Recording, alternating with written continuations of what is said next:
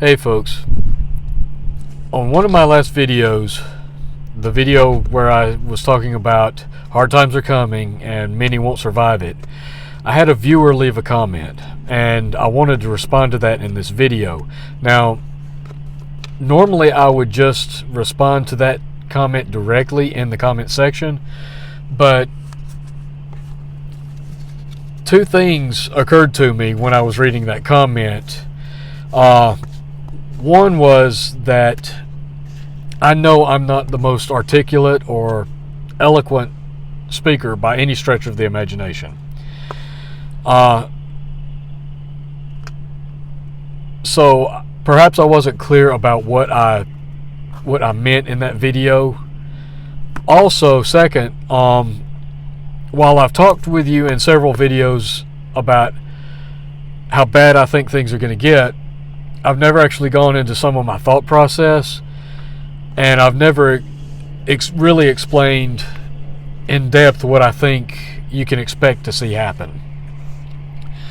So I thought that comment, and I'm not singling that individual out to be mean or a hassle or anything like that. I actually appreciate the comment. I see it as an opportunity for me to go a little bit more in depth and explain myself a little bit better so that you might understand where I'm coming from and how I'm viewing things. Now, I will quote the comment right here. I'm not going to mention the individual's name just out of courtesy, but I will quote the comment here just so you have some context for what I'm about to say. Alright, so the comment was, when you talk about things getting bad, compared to who? Ever been to third world countries? People can survive. Just because your grocery bill climbs doesn't mean you're back to the Stone Age. Ooh, getting a little windy here. Alright, so that's a brief comment, but there's a lot in there that I want to address. So let's dig into that. When I say it's going to get bad, I'm speaking in relative terms. Relative being, or relative to a given person's sense of normalcy, because it's all dependent on your personal perspective. The standard of living an individual is accustomed to on a daily basis, combined with their experiences, influences their perspective of what is normal and what is not normal. You can't take two people from vastly different lifestyles and standards of living and compare them equally. It just doesn't work. For example, an individual in a third world country is going to have a general lower standard of living than a person from a first world country. Now, this is not to be taken negatively towards someone that lives in a third world country, but it's generally known that third world countries have a lower standard of living. There's more difficulty in acquiring certain things. Certain things are unavailable to those individuals. There's more of a struggle to obtain sometimes even the basic necessities. And as a result, that individual living in that environment, for lack of a better term, will be far more resilient, able to think more creatively in many cases, and more likely to improvise solutions. You take a person from a first world country, though, is far less likely to be accustomed to struggling and making do. Now, that's not to say it doesn't happen. Here in the United States, we have many communities that are at poverty or well below the poverty level. We have our own homeless problem. So there are people here that struggle even with the bare basic necessities of life. So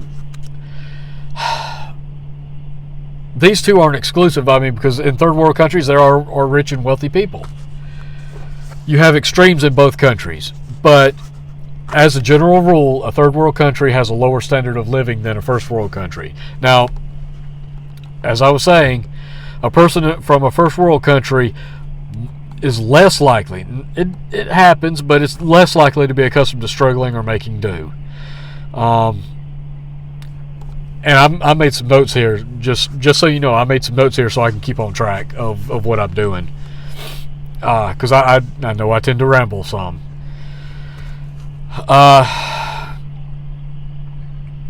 People in first world countries have been accustomed to a softer lifestyle where there's plenty of food and everything is convenient.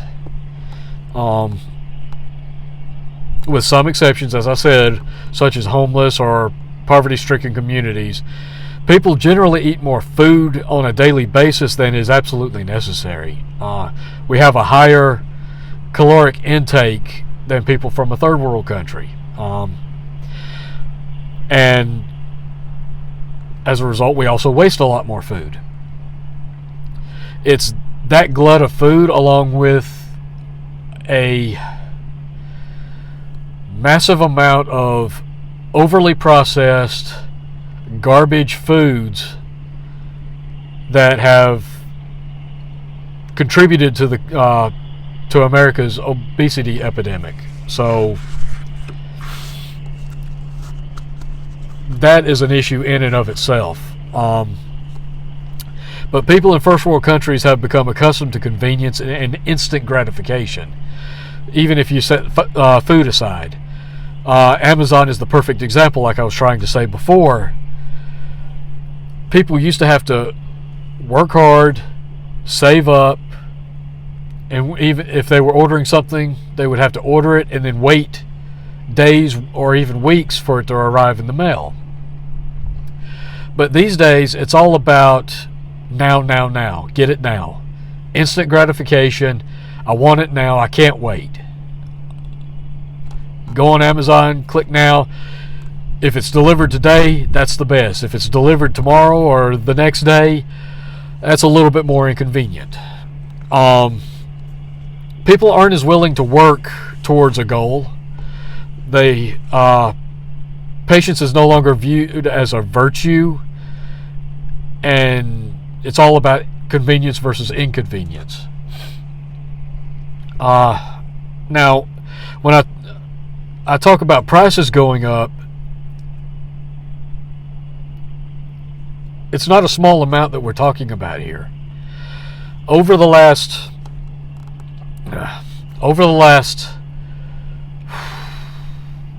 2 or 3 months at least, I've noticed my personal grocery bill has increased by at least 25%, if not more. A lot of it depends on what I buy, and I'm conscious of what I'm spending, so I'm consciously trying to find better deals, better sales to bring that amount back down. But overall, as a general rule, I'm spending at least 25% more every time I go to the grocery store than I used to, if not more than that.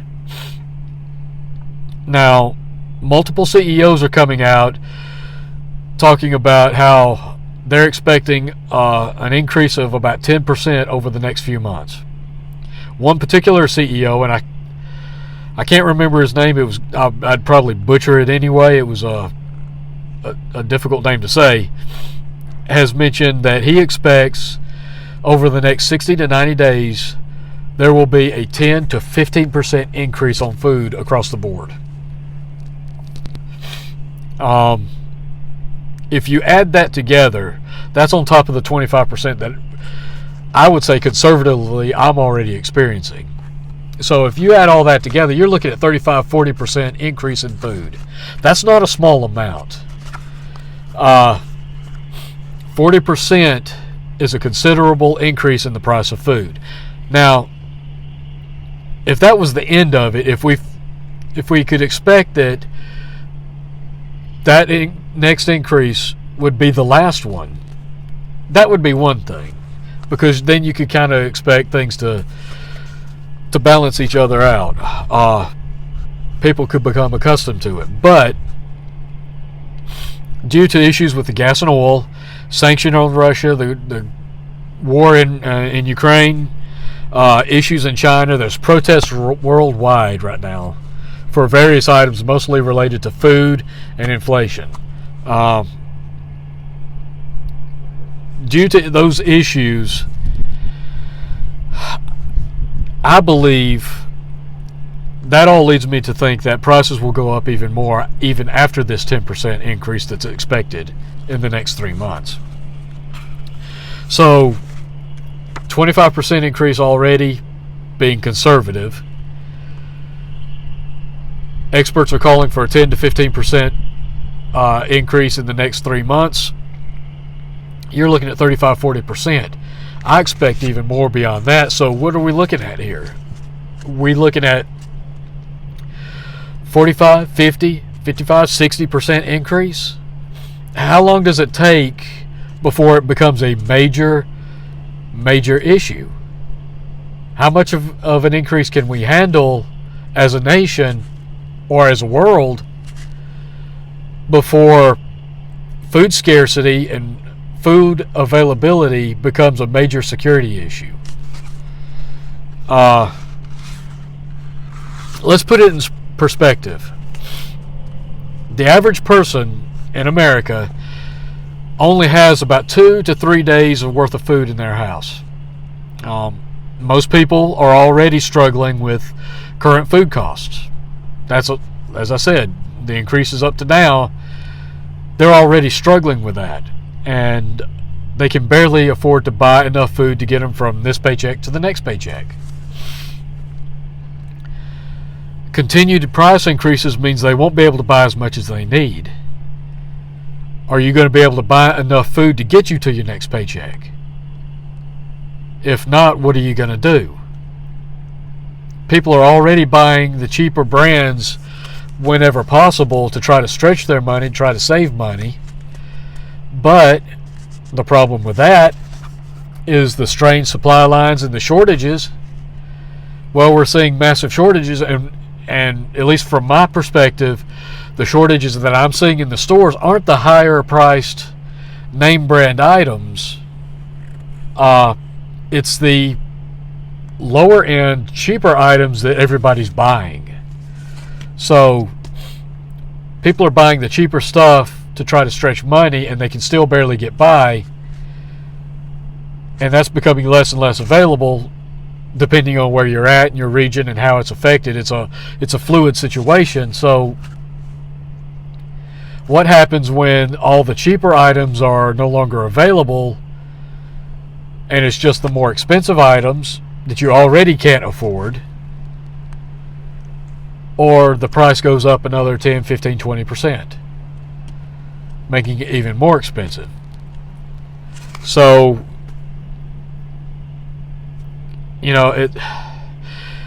it's just a compounding problem that doesn't seem to have an end. Now, one of my concerns, the reasons I say it's going to be bad, is because for years, as a prepper, you've been reading on forums and in chats how there are a certain group of preppers that all they prep is weapons and gear.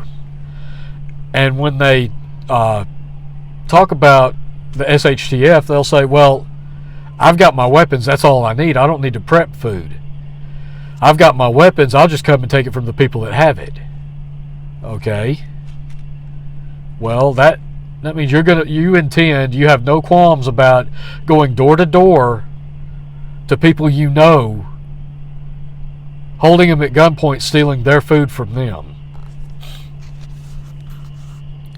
That tells me you have no issues with committing criminal activity or committing violence to feed yourself. And in fact, it tells me the type of person you are, that you would prefer to prep that way as opposed to just storing up food for yourself while you can.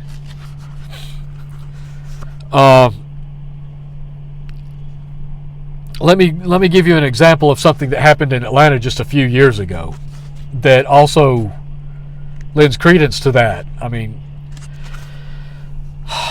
just a few years ago, it might have been 6 or 7 by now, I can't remember exactly, there was an issue with the food stamp disbursement to the EBT cards. Now, for a lot of people that aren't on them, they don't know, food stamps are issued, are deposited to EBT card accounts. And it's usually done twice a month. Half the people get them on the 1st or around the 1st. The other half get it towards the middle of the month, to kind of spread it out so that you don't have everybody rushing to the store at the same time spending their food stamps. Which makes sense. It puts less of a strain on grocery stores and supply lines. But there was an issue a few years ago in Atlanta where there was a computer error, and the people, there were some people that were supposed to get their money deposited to their card on a Friday. Their money didn't show up. Now, by Friday afternoon, they had the computer error fixed and everything, but because it was so late in the day on a Friday to boot, the money wasn't going to be available to the people until, I think it was that Monday. It might have been available the next day, but I want to say it was that Monday. But either way, it was going to be at least the next day, if not the Monday following, that they were going to get their money. People were livid. I mean, they were angry. It was all over the news. They were lined up in front of the DFAX building in Atlanta, threatening to bust windows and rip the doors off the building. And there was one woman that I recall, she was on TV with the reporter, getting all up in everybody's face saying, they need to give me my money now. It's my money. I need it now. Okay, this is just over a day, at least a day's delay in getting your government money for food. If you're that upset over a one-day delay, obviously you have no food at home. Obviously you have no way to buy food. If it's that critical that you get your money that day. That raises a lot of serious questions and a lot of serious concerns. They were ready to storm that building, even though there was nobody in the building at the time. It wouldn't have done any good. It wouldn't have accomplished anything, but they were ready to tear that building down. And they were demanding their money. Not the government's money that was being handed to them, but their money. That's the sense of entitlement I was referring to. That's just over a couple of days delay. What happens when you have people that normally buy their own food that can't afford it because the price has gone so high that they can't afford to get more than a couple of days worth of food, or if what they get only lasts them a couple of days, or they have to ration themselves and their family and their children to such a small amount because the food is so expensive they got to make it stretch till the next paycheck. Or what happens if they can't find the food to buy it because, I don't know, shortages and runs and panics and whatnot?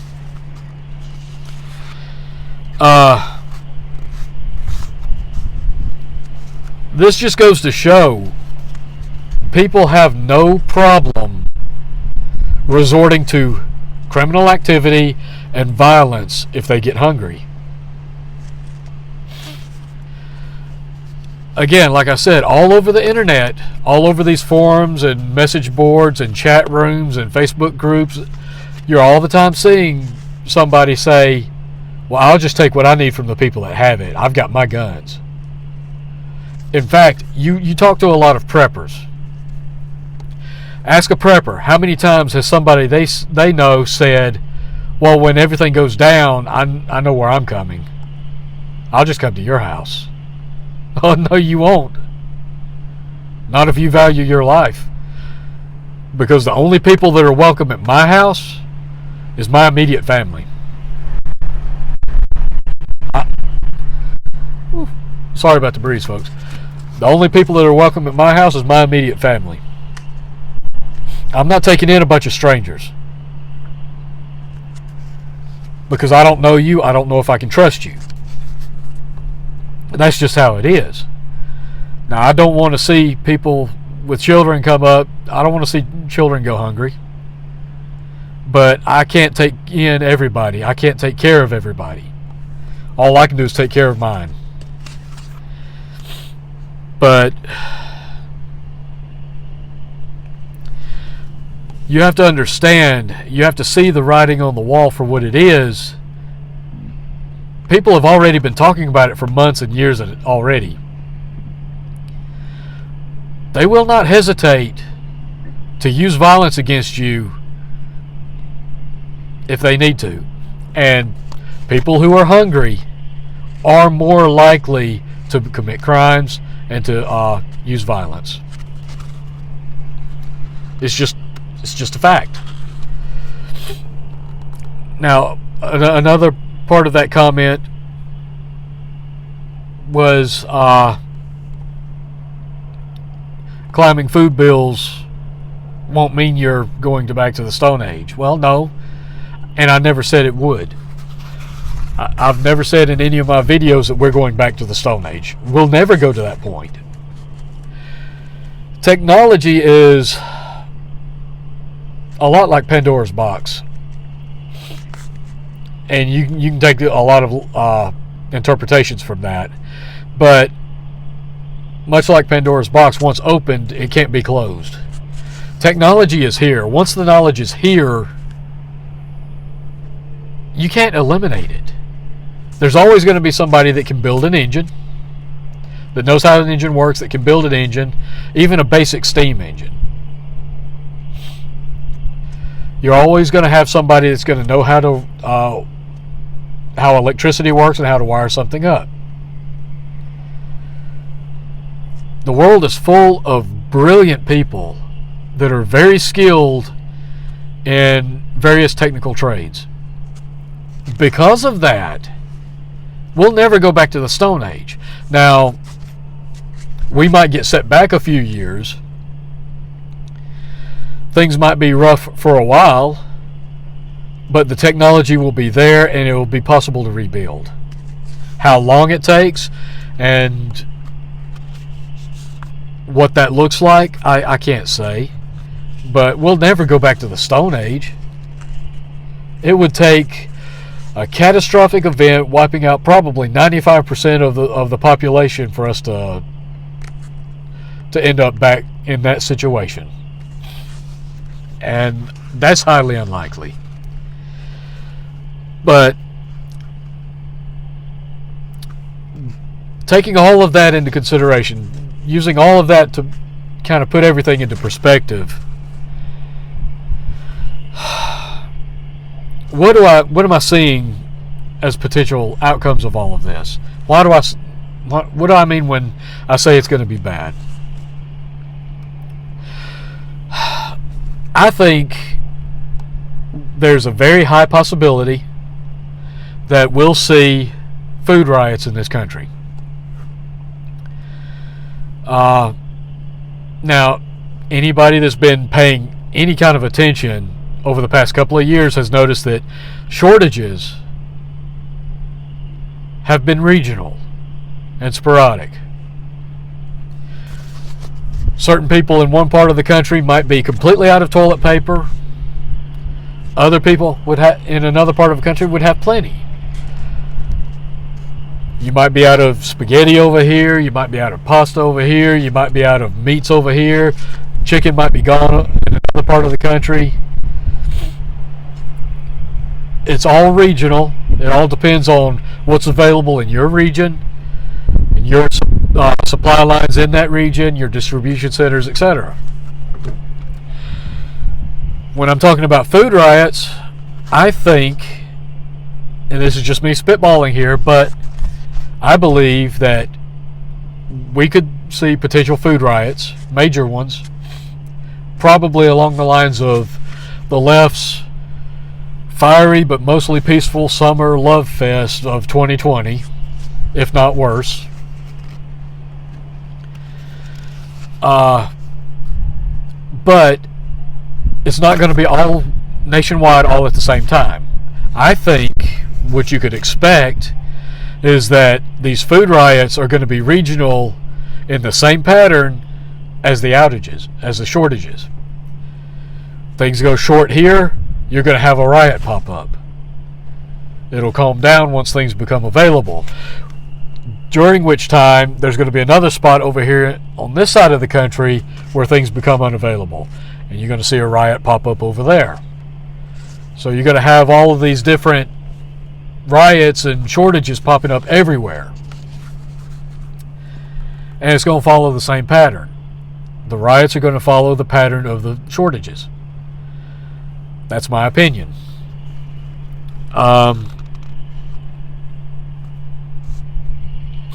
So you could see food riots popping up all over the country at different times, randomly it seemed like. You could see people being robbed at gunpoint for food.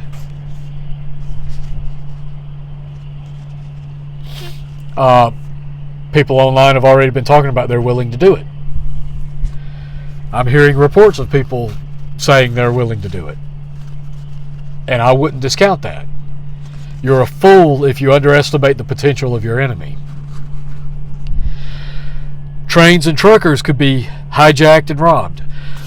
And the thing about that is, over the past few months, there have been trains in California loaded with high-end merchandise, namely material goods like pocketbooks, clothes, shoes, things like that. There have been gangs robbing those trains and emptying them. It was all over the news recently. If you didn't catch it, it was at least it was online. It wasn't on the major news networks because they can't spread stuff like that because that would damage their narrative. But train robberies are a thing again, believe it or not. Sounds like something out of the Wild Wild West, but it's back again. It's a thing again. So I think you could expect to see trains loaded with food would be hijacked and robbed. You could most probably expect truckers to be hijacked or robbed. They'll be very likely targets because their trucks are labeled. Trains aren't labeled. You'd have to have kind of an inside guy and be able to look up the bills of lading and all that kind of stuff to find out what's on a given train, because you don't have corporate stickers on the sides of trains. But with trucks, you've got these trailers with Kroger written on the side, Walmart, Sam's Club, Target, you name it. These trucks advertise the company that they work for, and that gives you a pretty good idea of what's on those trucks. So that would make them a very big target, a very easy target. So you could expect to see that. And again, just understand that people are more willing to resort to criminal activity and violence if they're hungry.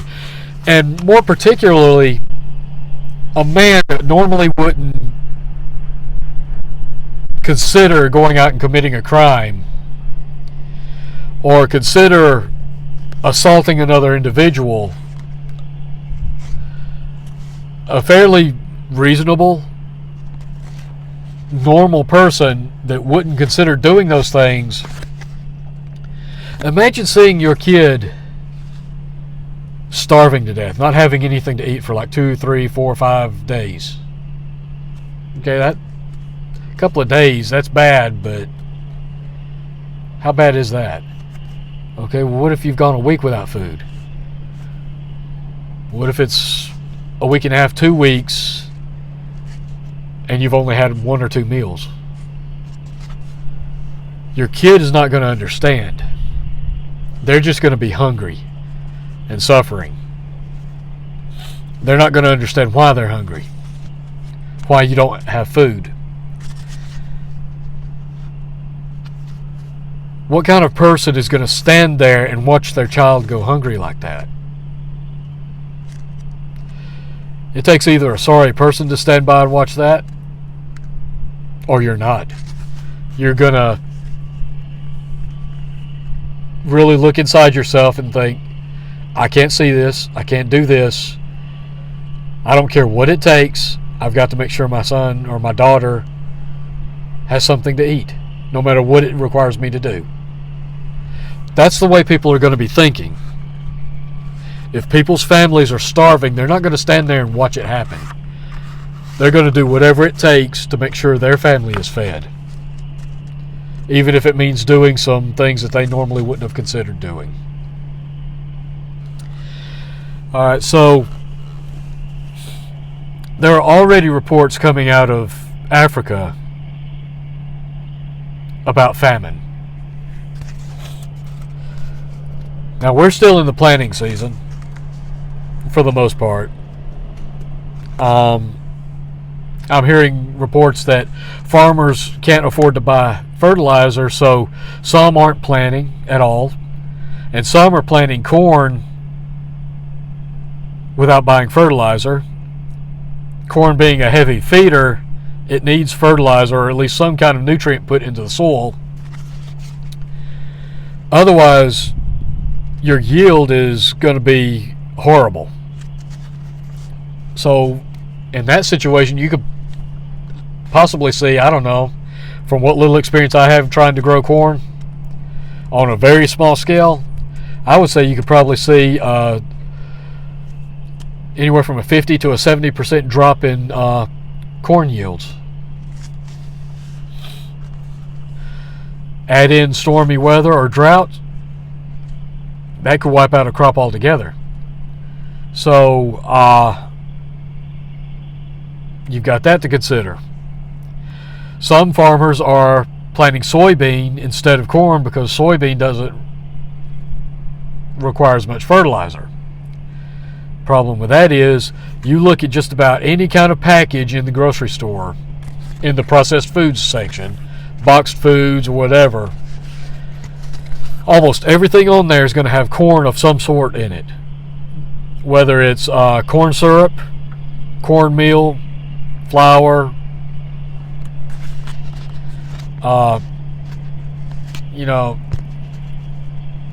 corn is a major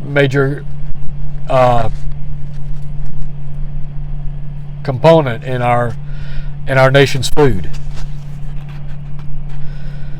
Corn, wheat, barley, things like that. Without all three of those, that is the vast majority of our food gone. So you've got those problems to think about. And again, I said earlier, there's protests all around the world right now. You got protests in China, people protesting their lockdowns in Shanghai and Beijing. People are being completely locked down for over 2 weeks. They have no food. They have no medical care. I've seen the reports. I've seen the videos coming out of China. People over there are going hungry during that lockdown. And Shanghai is a financial hub in China. So if you don't think that's not going to impact China's economy overall, which is also going to impact their exports to other countries, including us, which is a major importer of Chinese goods, you're sadly mistaken. So there's protests in South America over inflation and food. It's happening in Africa. It's happening in Europe. All you got to do is open your eyes. Don't trust mainstream media. Dig for this information. They're hiding this stuff. Mainstream media will not cover the majority of this because they don't want to spread the fear. They want to keep the story going. And right now the story is all about poor Ukraine. Russia's the enemy. Again, not taking sides in that, but that's the way they're portraying it. And they're using that and the slap heard around the world, as you might say, from the freaking Oscars. Like, who gives a crap about that garbage? They're using that crap to distract you from what's actually going on. You can't let yourself be distracted by that. If you want the truth, if you want to understand what's going on, you have to actively dig for it. You have to look for the information. So, a climbing food bill. No, it won't lead us back to the Stone Age. I've never been to a third world country. I don't have to be. I know what's here. I know what I'm experiencing. I know what I'm seeing. And what I'm comparing bad to is what I know. We won't go back to the Stone Age. And as bad as I expect it to get here in the United States and other first world countries, we will still be far better off than third world countries, because they're going to be the ones that are hurt the worst. As bad as I think it's going to be here, as weak and as soft as I think the majority of Americans have become, the third world is going to suffer the worst, because they're going to go without completely. We're going to have to suffer through not being able to buy what we want, not being able to get as much as we're accustomed to, not being able to get things as quickly as we're accustomed to. But we're still going to have certain things available. We'll still be able to get by. The people in third world countries, they're used to a lower standard of living, having less than what we have. And again, as bad as it's going to be here, it's going to be worse there. It's going to be so much worse for them. But the offset to that is they are a far more resilient people, in my opinion, because of their ability to be more resilient than the vast majority of Americans, who are so used to comfort and convenience and not having to worry and struggle.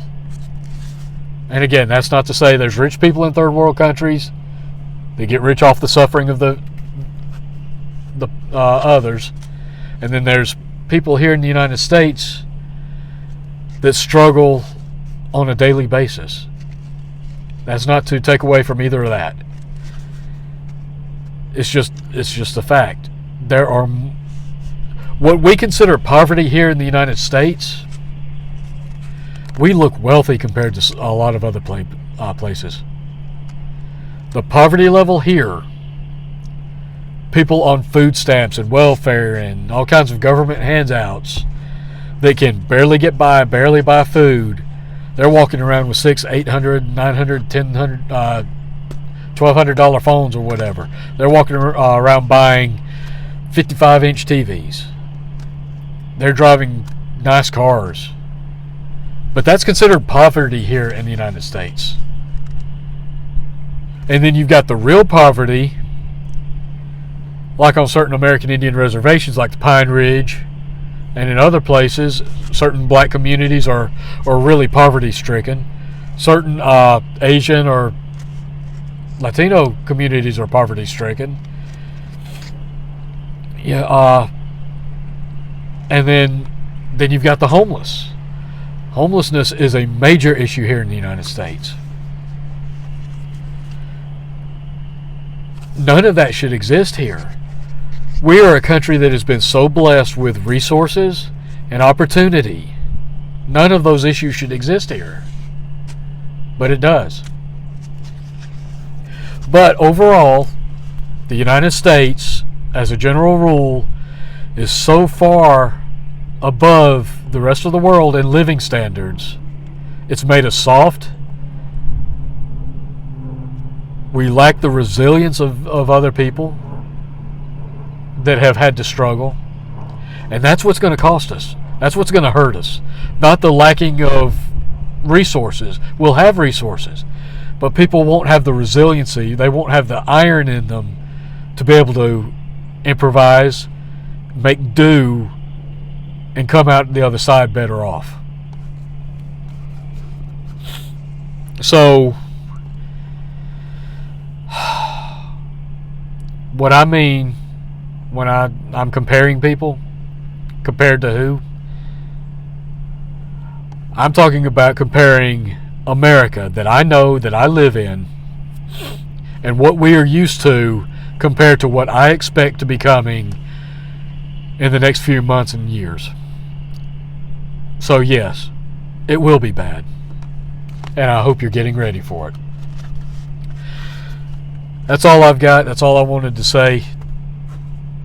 I wanted to give you a better in-depth look at my thought process, my reasoning, and what I'm seeing from all of this. Again, this was not to knock the commenter, the viewer comment that was posted. It wasn't a rude commenter. I didn't take it rudely or anything like that. It was a contrary comment, and that's fine. There's nothing wrong with having a different opinion. And I appreciate that it was done in a civil manner. So I wanted to respond, share my views, go a little bit more in depth. And I appreciate that comment and the fact that it was a civil one and wasn't all nasty like people tend to get online these days, which is a shame. You can't discuss or debate things anymore without getting ugly about it. So that's my view. That's how I think. That's what I see. If you don't agree, that's fine. I understand that. And you have a right to having a different opinion. That's what's supposed to make America so great. The freedom to have a different opinion. And your perspective is different from mine, so maybe you see things a different way. It's all good. But this is what I see. This is what I'm expecting. And this is how I'm thinking about it. So with that, I appreciate the comment. I appreciate all my comments. As long as they're kept civil and nice and you don't get ugly about it. The people that get ugly about it, I'm not even going to acknowledge you. I'm going to tell you that right now. Because I have no time for that. But I appreciate the comments. I appreciate all the new subscriptions. Like, share, subscribe if you haven't. I appreciate you guys watching. I really do. And I know this was a longer video than what I'm used to making. But this is something that I read the comment and I wanted to take a day or two to really organize my thoughts on how I wanted to respond to this. And yeah, that's my response, and that's how I see it. So with that, guys, I'm off here. I got some stuff I got to get done. I finally got off after 8 hours, so I got some stuff I need to try to get caught up on, including taking some medicine for this really bad sinus crap that I've got going on. I'll get some more videos out here in the next day or two. I've got a review coming up.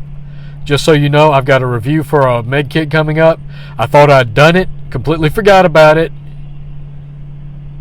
and it turns out I didn't do it. So I've got that coming up. Anyway, I appreciate you guys watching. Again, like, share, subscribe if you haven't. And until next time, folks, take care. Catch you later.